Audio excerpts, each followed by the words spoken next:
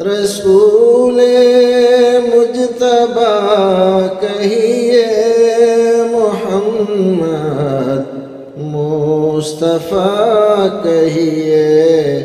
انظر خان الہ آباد سے سوال کرتے ہیں، نماز کے بعد جب ہم اذکار پڑھتے ہیں تو اذکار پڑھنے کے بعد کیا اپنے بدن پر ہاتھ پھیر سکتے ہیں؟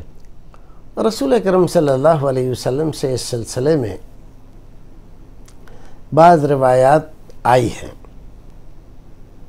تو اگر کوئی آدمی بعض آیات قرآنیہ یا سور قرآنیہ پڑھتا ہے یا دعائیں پڑھتا ہے، ہاتھ پر دم کرتا ہے اور پھر ہاتھ کو اپنے سارے بدن پر پھیرتا ہے تو پھیر سکتا ہے۔